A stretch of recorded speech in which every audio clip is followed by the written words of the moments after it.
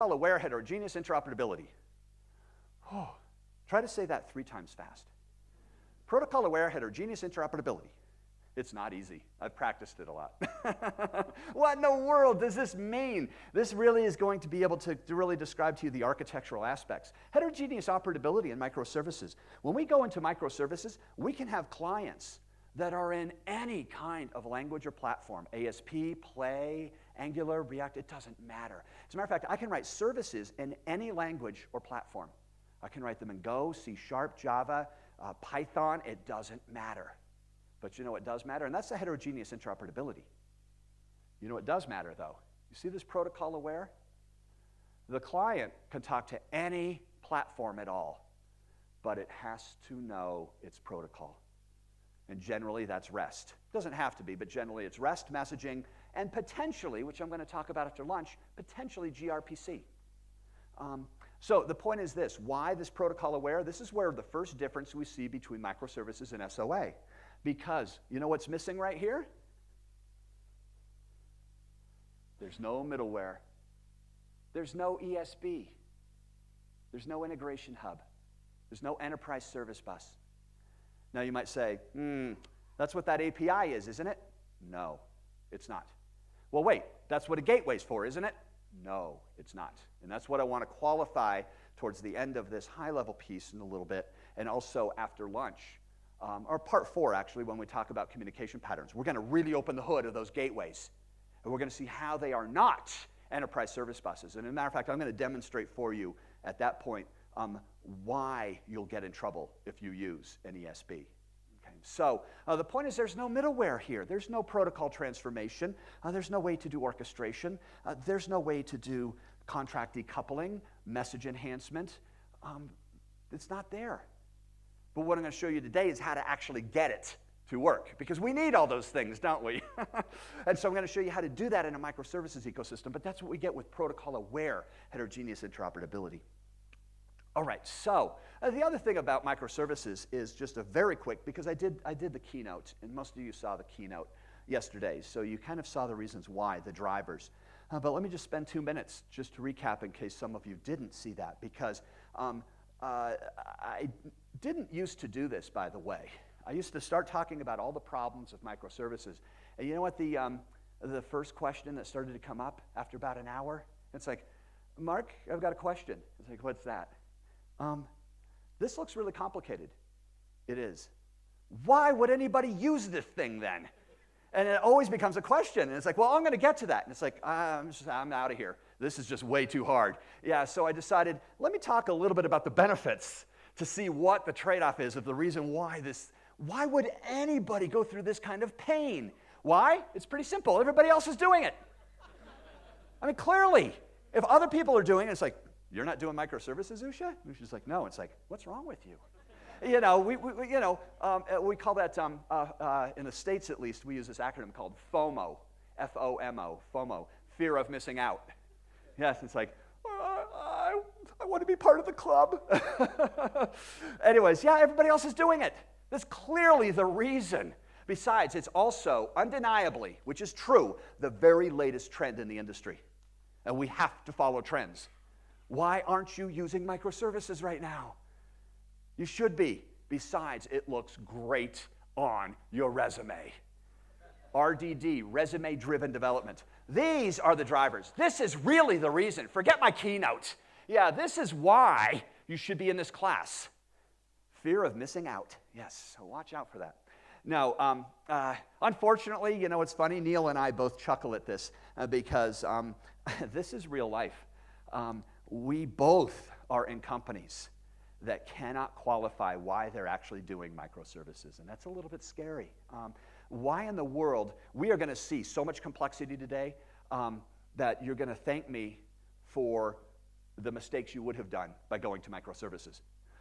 But why? Why go to microservices? High levels of agility, the ability to respond quickly to change. High levels, the highest levels. By the way, these greens are the highest level possible in any architecture style right now of testability. The ease of and completeness of testing. How fast can I get changes out the door and guarantee I'm not going to break anything? As a matter of fact, that's deployability as well. How fast can I deploy changes? Hot deploys. I make a change, I press a button, well, not press a button, I type, well, the button's a return, because I execute a script, my service just went into production just right now. That is so cool. You know, these 2 a.m. deployments or spending a weekend to deploy all your software. Oh, no, it's deployability. The whole scalability thing, which I'm going to address, I know there were some questions here. This is the reason to use microservices. And finally, these high levels of availability, the fault tolerance. These are the reasons. This is why we're going to enter into this world of pain in a little bit. However, the cost. My friend Rich Hickey, he created Clojure, the Clojure programming language. He has a great quote. Programmers know the benefits of everything and the trade-offs of nothing. Boy, is he right. And then Neil Ford follows it by saying, yeah, that's right, Rich, and architects need to understand both. And that's the challenge of an architect. And so the point is, this is what we see, and this is what companies see. But what are the trade-offs? Because they are a lot of trade-offs. Performance. I am bold enough to say, having used this for 5 years, which isn't a lot of time. It just sounds like it's so small of a time, but that's about the lifespan of microservices. I was an early adopter in microservices. Performance, I'm bold enough to say, you will have performance issues in your applications when you move to microservices, and it's all about latency. You will have performance issues. I'm going to show you ways of addressing those performance issues today, but you will have those. Also, complexity. Yes, this will be the hardest thing you've ever done besides keeping the lights on, is microservices. So it is extremely complex, yeah. This is probably the most expensive venture your company will undergo. And it's not necessarily because of the licensing fees and stuff, which do start climbing. It's because of the costs associated with additional hardware, network infrastructure, to network topology, as well as the organizational change that comes about with microservices. So cost is going to go sky high. Reliability goes out the door. Now, again, I'm going to show you ways of addressing these issues, but you will have these things as part of the pattern of architecture. And finally, feasibility. It's just not possible sometimes to do this. And so there's trade-offs associated. And so there we go. Okay, that was my keynote, by the way. Okay, good. So now we can move on to some of the details. Let's actually start going into some of the nitty-gritty stuff. And let's actually define a service. So, a service, what is a service? And I'm going to define it this way. It's a fine-grained, single-purpose service that does one thing really, really well. That's a microservice. Fine-grained, single-purpose, and it does one thing really, really well. This is all about the single responsibility principle, SRP, and it's taken to the extreme with microservices. Because of this, it's not uncommon to have several hundred to several thousand services in your ecosystem. I've been at clients that have as few as about 120. I've been at clients that have over 10,000 microservices. And that's not instances of, that's actual services, 10,000. That, by the way, was a data lake system. So anyways, the average that I've pretty much seen in the industry across banking, insurance, trading, retail is about 2,000 services. And so we're talking upwards in that number. But because of that, the point is everything that you see here is separately deployed. Every single piece of this is a separate deployment. And that's why generally we use containerization. You can start to say, oh yeah, 300 ear files? Yeah, no. And so containerization is why that's needed. But you know, it's kind of interesting when we talk about this because let me talk about this most important concept that I can actually talk about here, and that's this bounded context. The bounded context means this. That means, and I'm going to use an actual example. Let's say a customer wish list. And so most of us have been on retail sites like Amazon or whatever, and we order books and we have a wish list of things. So it's kind of an easy concept to understand regardless of our domain. A customer wish list, very simple concept in business. The actual business domain of maintaining a wish list for you, combined with all the code, combined with all the rules, combined with the data, is all mine. No one knows anything about those 4 things but me. Now, what I do as a wish list service is I expose well-defined interfaces, operations, so that you can get to that functionality. But the business model for the wish list, how we construct wish lists from a business domain model, which we, of course, implement through entities, usually a business model, combined with the code, combined with the rules, and the data, is all mine. And so it ends up what we get is something called a sheer nothing architecture style. You know, and it introduces DevOps. This is an actual screenshot of my iPhone. I was texting my friend Neil Ford, and I had DevOps in there, and my iPhone spell checked it to devils. How true that is. Yeah. So we had a keynote yesterday from a gentleman from I'm not going to remember this. Yes, thank you. Yes, about DevOps, and I really enjoyed the keynote because I think it added something that we tend to forget, and that's the people part of that. And as a matter of fact, I even tweeted that it was like refreshing to hear somebody focus on don't forget about the people part when we do automation, because usually when we think about DevOps, we think about operational automation, and that is a very important part of DevOps. But it's not the only part, and I very much appreciated what he was actually saying in that keynote about don't forget the people part. But the point is DevOps is required with microservices. And let me tell you why. It's not just because it's a cool thing. All these tools, service registry and discovery, network infrastructure automation, service optimization, cloud management, all of these things are required. The full automation. Why? Because, think about it, several hundred to 1,000 services. It's not feasible to manually manage those. You cannot manually manage the parallel development, testing, release, and monitoring of that many applications. It's not humanly possible. That's why the automation is required. Most teams that I have experienced can get to around 15, upwards to 20 services. And these are not instances of, these are actual services, before it becomes too mind-numbing to actually get your head around everything. Things start falling through the cracks. Things start falling apart. And that's why DevOps is required. There's a wonderful website called DevOpsBookmarks.com. This is kind of the clearinghouse for everything DevOps. Every category you see here, plus more, is in this website. If you're wondering what we should use for service registry and discovery, don't Google it. Just go to DevOpsBookmarks, all one word, .com, and look at service registry and discovery. And it's going to show you about 20 tools.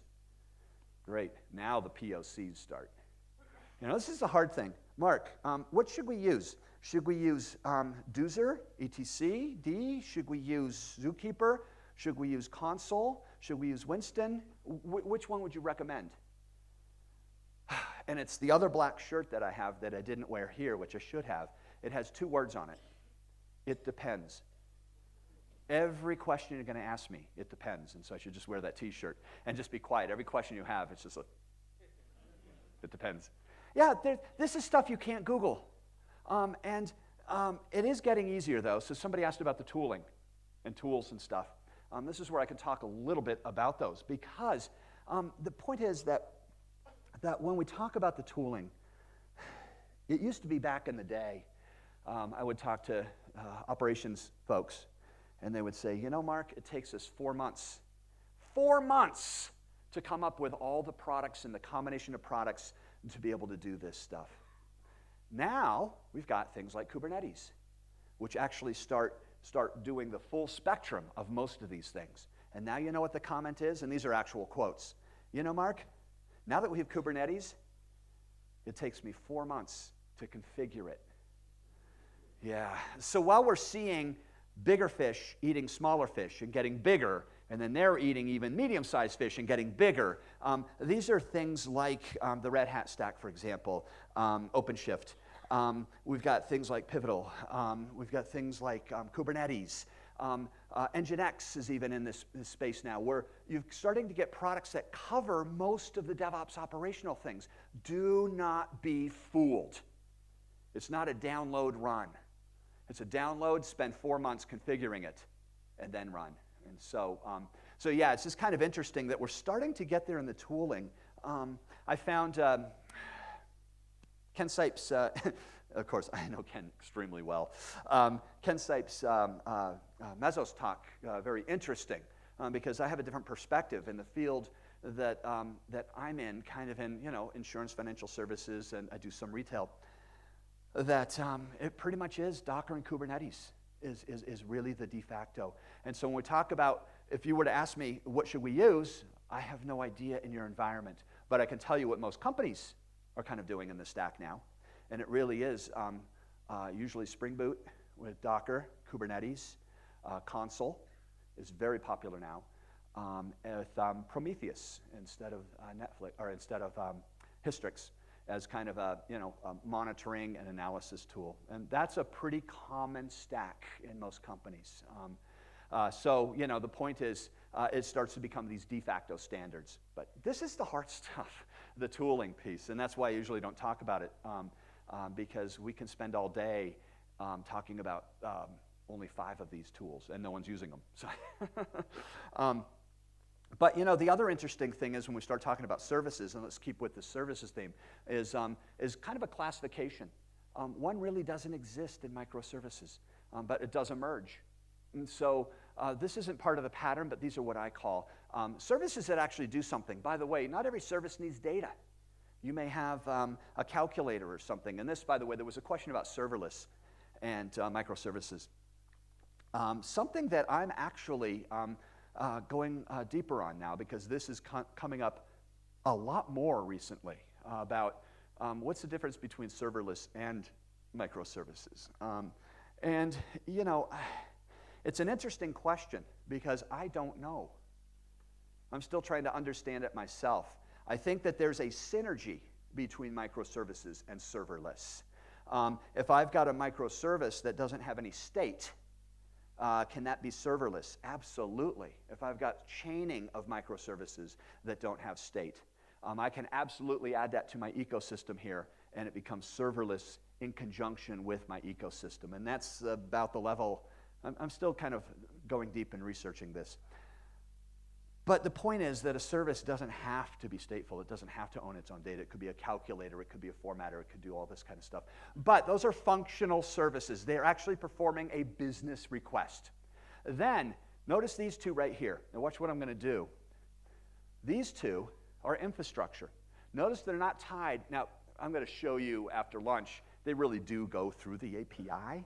And that's a problem, but they're not publicly available services. And this is where we're going to start to see the hard stuff of microservices. And these are infrastructure services. And then we have adapter services. So these guys do inter-service communication to be able to get to those. Things like logging, security, auditing, those sort of things. And then there's another classification that appears called adapter services. These I'm going to show you, orchestrators, adapters, gateways. Not an API gateway, but a service gateway. So those are adapter services. Interestingly enough, those communicate through a public API, but also require inter-service communication. Let's get to now the favorite question. What size should a microservice actually be? This is one of the first struggles teams have. It's a microservice. Micro means small. But how small is small? How big is small? What do you think? Should it be one class? One class is a microservice? Well, how did we define it? Fine-grained, single purpose that does one thing really well. Does it take one class to do that? It could. Does it take 2? Maybe. What if I've got a complicated function, single function, but it's extremely complicated and it takes 20 classes? Is that still a microservice? Sure. Isn't it interesting? The number of classes does not define the granularity of a microservice. So how big should it be? There's 2 questions that I always get from clients, always. Mark, we've got 150 services. Don't you think that's quite a bit? We're trying to limit that. I think that's too many. What do you think? And question 2, Mark, we're having some issues on the team, some disagreements about how big a service should be. Can you tell us? Nope. I can't answer either of those 2 questions. I thought you were an expert in microservices. I am. And that's why I can't answer either of those 2 questions. No. But you know what I can do at least? I can show you 3 ways for you all to determine whether you've done it right, whether you have the right level of granularity. Because this is very subjective, and those 3 tests are the purpose, transactions, and most importantly, choreography. Let's take a look at these. The first test that I usually do is this. What is the service doing? It's the service scope and the function. We want microservices to be fine-grained, single-purpose. Now, the fine-grained definition, oh, yeah. I don't want to fall off here. So, you said that a microservice should have a single function. Yes. So, let's say I have a customer domain. Okay, so I have 2 business operation like create customer and get customer. So I need to have 2 microservices, or the single microservice can handle both the functions. What a great question. Yes. So, single purpose, does that mean add customer is a different microservice than get customer? Or is it get, update, and add and remove customer along with its orders? Yeah. So generally, and as a matter of fact, we're going to see this gets really, really complicated. We're now starting to embark, surprisingly enough, on one of the hard aspects of microservices, and we're still in the intro. And so the key point is this. Generally not. That's too fine-grained. What we're looking for, and I'm going to show you this. As a matter of fact, let me show it to you now since this came up, because we can bounce around here. Let me show you this. This is something called cohesion, and let me show you exactly what you're talking about here. So I'm going to bounce around a little bit here because it's in context, and I really like the question. Let's see. Oh, it's way up here. Okay. Oh, here it is. Okay. So what you're referring to is something called cohesion. Now, cohesion in architecture is the degree and manner to which the operations of a service or a component interrelate. So here's that customer service you were talking about right there. Yeah, let's look at what this customer microservice is doing. It's adding, updating, and getting customer, and that demographics is called like where you live, your name, your address, your profile. It's also notifying customers. It's getting customer comments and removing customer comments from the website in case it's bad. What do you think about cohesion? Now, we want to always strive for strong cohesion in architecture. What do all of you think? Let's forget about microservices. What do you think about the cohesion level of that component in architecture? What would you say? Yeah, I would say so too. It's all about customer, isn't it? We don't have anything in there about orders or payments. Yeah, I would say that has pretty good cohesion level. Now let's enter into microservices. Single purpose, fine-grained.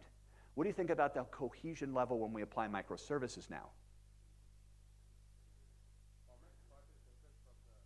It really is, isn't it? Yeah, comments are really different than profile information or even notify. As a matter of fact, the first one that looks like a smell to me here is notifying. It has to do with a customer, but what we're really striving for in microservices, oh, there we go, this one, there we go. What we're really striving for is really strong cohesion. And so this is a little odd. As a matter of fact, I like your part here about the comments. Comments are different than demographics and name and address. You know, comments as a whole, think about, we have to validate comments. I have to make sure you're not being abusive to somebody, that you're not using bad words, you're not doing some sort of political rant. You know, this is complicated stuff. And so the point is, this is not very good cohesion in microservices. However, to your point, adding, updating, getting customer demographics all does belong together. Now, I'm going to show you an exception to that. But, yeah, we're going to bounce around a little bit. But watch what we do in microservices. Get rid of that service completely. Yeah, it's gone from every bit of diagram and documentation. And in its place, we put 3 microservices now. Customer demographics, which does this. Add, update, and get. Customer notification, which notifies and does comments. What do you think about this cohesion level? Yeah, way thumbs up. Now, this is only a starting point, though, because we can get into big trouble. To your point, I'm going to continue to point to you all day, my friend. What's your name? Karthik. Okay, Karthik. I'm going to probably point to you all day. You might as well come up on stage with me, because pretty much this whole class is about anti-patterns and pitfalls, and this is one of them, that we stick only with this test alone. But the point is now look, notify. Really? That's a little fine-grained. How do we notify? Well, we can do letters, email, and SMS texting. Ooh, that's 3 things that we're doing now. Maybe we should split that up into 3 different services. You see, now we're starting to get to, I don't know, what do you think? I don't know, what do you think? Well, let's think about it overnight. Okay, come back next day. What do you think? I don't know, what do you think? I don't know, let's call Mark. Yeah, or let's just try it out. Yeah, and that's when we get the swimming pools. I'm going to show you actually how to get that answer in a little bit. I'm actually going to show you how to actually determine whether notify should be 3 or 1. But this is the point. What we're referring to here is cohesion. Now let me show you an example of where I might want to do an add and an update. And it's called CQRS, Command Query Responsibility Segregation. And now I'm really seriously getting into trouble because I am now going into another slide deck, which means we will never finish. But I think this is a good question, and I want to really answer this to gain an understanding of this. So let's go over here. I'm just going to switch slide decks to something, Archive v3, because I actually want to show you, oh, I know a better place to go. Here we go. I want to show you CQRS. So when would you actually want to split up, add, update, and delete? There is a good reason why you might want to, and let me show you that right here. Staging, analyzing. Oh, here it is. Okay. So I'm going to play a different slide deck here, and hopefully it fits because I know this one's a different format. So I'm going to try to go through this as fast as I can. CQRS, Command Query Responsibility Segregation, means this. It's a pattern of architecture that's fairly old, 15, 20 years old. And what it really means is this. We have a website here that goes to our application to go to a database. And the point is, we've got write operations and read operations. Well, first problem is our model, because it's a different concern when we read and write. When we read data, usually we read in aggregate format. It's an entirely different model than when we write data, which is usually entities. Now, most of us have already done that in most applications. You know, we have presentation objects versus entity objects. And then the middle tier kind of combines those two together, either using something like GraphQL or just manually to be able to aggregate entities that we save or retrieve into something the presentation actually needs. And this is just basic monolithic coding. So this we can get to, but this darn database right here, reads are not fast enough. So what do? And let's just assume it's a relational database. You bet we index the heck out of that. Every single column has an index. Now my reads are so fast, and guess what's timing out? Writes.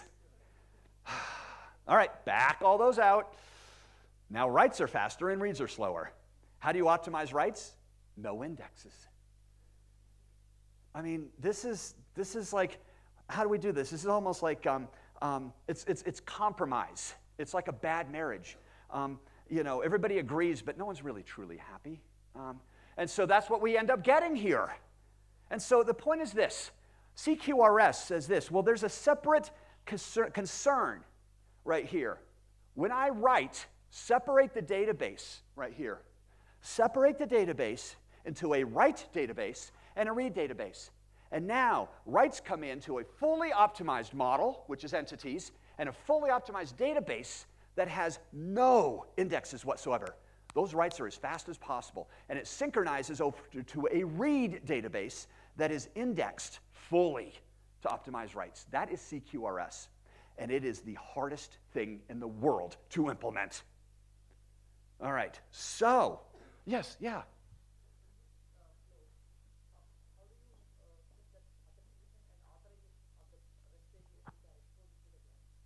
So how do we see the, so this is not RESTful right now though. So we'll kind of get to that question. But the point is here, this is just a regular application.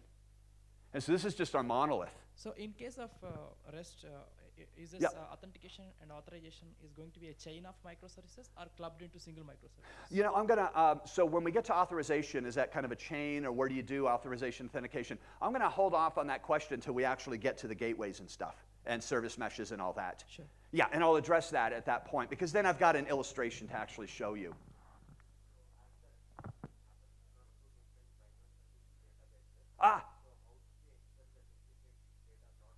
Right, so this is the problem. So the question was, yeah, but if you're synchronizing, especially microservices, how do you make sure that the data is in sync? Well, this is the problem. This is why it's been so hard to implement, CQRS. But if we take the query and command and separate those into two different applications, what is this starting to look like? Microservices, absolutely. And so let's see where your question, boy, this is a long answer to your question. Huh? We're going to really be in trouble with 200 people. When would we want to split up, add, and update? CQRS. This service right here is our customer demographics service, right here. Now, the point is, this service has, per day, 4 million reads per day and 200 updates per day. 4 million reads and 200 updates. We talked about scalability. There was a question about scalability. I'm going to be talking about scalability all day. But the point is, that scalability difference is huge. How do we optimize that database? We can't. So watch what I'm going to do. I'm going to take this customer demographics. I'm going to make a query service, and I'll make a corresponding update service. Now, watch this. Updates occur here for a fully optimized database. Now, let me just check which deck I have here, because this, oh yes, good, this is the right deck. But the problem is, let me back up one, because good, I just wanted to make sure I had the right deck to show you and illustrate this. Here's our query service. I've got 2 databases. So to your question, well, how do I avoid duplication and make sure they're in sync? You don't, you can't. So how do we implement this in microservices? This is the driver, by the way, to say I've got scalability differences and performance needs. So what we do is this. We remove the database from the read service. Single, solitary system of record. The write service owns the data. And what it has is an internal cache of that data. It maintains its own cache. Now, there's multiple ways of doing this implementation. I'm showing you one. But the point is, here is a replicated cache of that customer demographics data. The read service has that cache as well. And so generally with CQRS, to split this up, I still have a single database, so I'm not synchronizing databases, but what I do is I synchronize the caches across here now, and that orange data is caching. So now, watch this. If I have an update right here, it actually then, this could be a distributed cache or a synchronous, a distributed cache or a replicated cache. We're going to get into that later on this afternoon. These are the options that you might want, but avoid premature optimization of this. In other words, don't jump to this kind of model in CQRS of splitting up reads and writes unless you really need to. But this is a way of addressing performance of reads, because my reads are so fast now. And so, yeah, that's CQRS. Yep. Yeah. Sure. When does, oh, go ahead. When does the write cache gets updated? The cache that we are maintaining for the write database? Yeah. When does it get updated? Updated. Generally, so the question is, when does the cache right here get updated? Generally, I will do this. If I get an update to a customer name, I will update my database, I will get a commit, and I will update my cache. And if I'm using a tool, for example, like Apache Ignite, or Gemfire, or Coherence, we're going to look at all these tools today, by the way. Coherence, Hazelcast, that will automatically do that replication for me. Once I update my cache here, I know the pointer doesn't work too well. Once I update my cache right here, then those tools will automatically synchronize this cache in about 100 milliseconds, 1/10 of a second, I get that update. Now, I could use a distributed cache as well, but now I've got a single point of failure. And I'm going to go to caching. I'm going to get really deep into caching about the single points of failure and when you would choose it. We're going to see at the end of the class, how do I choose whether that should be replicated or distributed? I'm going to show you that criteria and how to actually choose those things. But yeah, that's, now I could also just use standard messaging. I could send a message, which this is listening on to a queue. Actually, that would be a topic because many people may have this. In this case, it would be a queue because it's customer data.